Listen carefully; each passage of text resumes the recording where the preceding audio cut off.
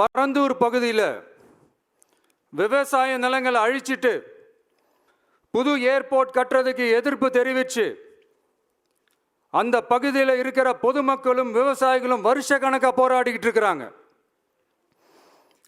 போராட்டத்தில் அவங்கள தமிழக வெற்றி கழகம் சார்பாக நான் போய் பார்த்தேன்.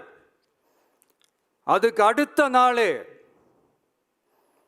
மக்கள் பாதிக்காத வண்ணம் விமான நிலையம் அமைக்கப்படும்னு உங்கள் கவர்மெண்ட் சார்பாக ஒரு விளக்க அறிக்கை வந்துச்சு. அந்த ஸ்டேட்மெண்ட்டில் 1005 குடும்பங்கள் மட்டுமே பரந்தூரில் வசிப்பதால் விமான நிலையம் வந்தால் பெரிய பாதிப்பு இருக்காதுன்ற மாதிரி சொல்லியிருந்தாங்க. மக்கள் பாதிக்காத வண்ணம்னா என்னங்க சார்? ஒன்று, அந்த இடத்துல ஏர்போர்ட் வருதுன்னு சொல்லணும், இல்லை அந்த இடத்துல ஏர்போர்ட் வராதுன்னு சொல்லணும்.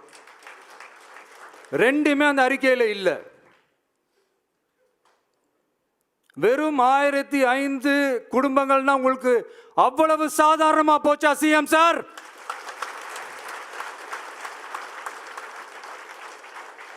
$15,000 மக்கள், அந்த மக்களும் நம்ம மக்கள் தானே. ஏன் அந்த அக்கறையோ அந்த மனிதாபிமானமோ உங்ககிட்ட இல்லை? எதிர்கட்சியா இருந்தா மட்டும்தான் மக்கள் மேல உங்களுக்கு அக்கறை இருக்குமா?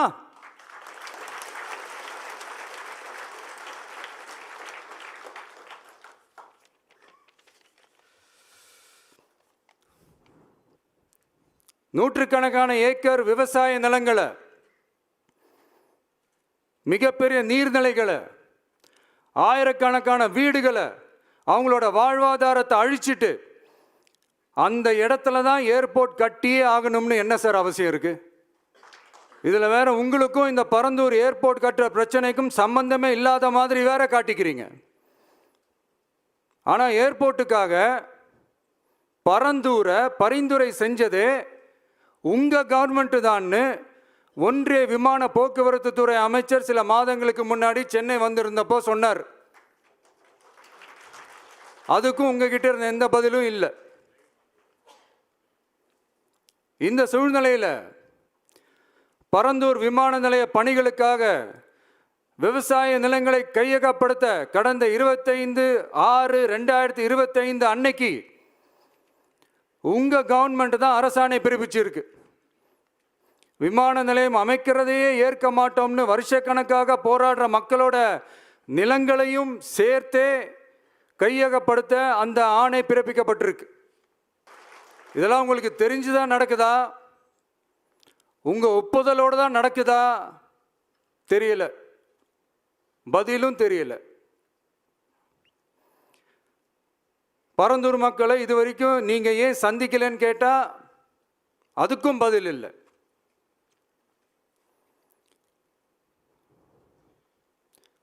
நான் இந்த பரந்தூர் போராட்டக்காரங்க அந்த மக்களை ரீசெண்டாக நான் சந்தித்தேன். அவங்க சொன்னதையெல்லாம் கேட்கும்போது உண்மையிலேயே ரொம்ப கஷ்டமாக இருந்தது. இப்போவும் ஒன்றும் குறைஞ்சிடல சிஎம் சார். சாதி மதம் கடந்து தங்களோட குடியிருப்புகளை, விவசாய பூமியை, வாழ்வாதாரத்தை, நீர்நிலைகளை காப்பாற்ற ஒன்னா நின்று போராடிக்கிட்டு இருக்கிற பரந்தூர் பகுதி விவசாய பெருங்குடி மக்களை தயவு செஞ்சு நீங்க நேர்ல சந்திச்சு பேசுங்க.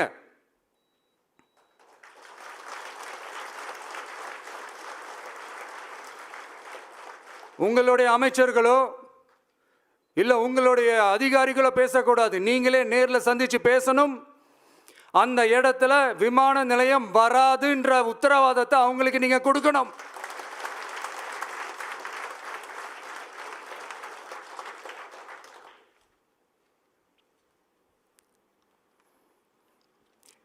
இதையெல்லாம் நீங்க செய்யாம எல்லாத்தையும் கடந்து போகணும்னு நீங்க நினைச்சீங்கன்னா பரந்தூர் பகுதி விவசாய மக்களையும் பொதுமக்களையும் நானே அழைச்சிக்கிட்டு வந்து தலைமை செயலகத்தில் உங்களை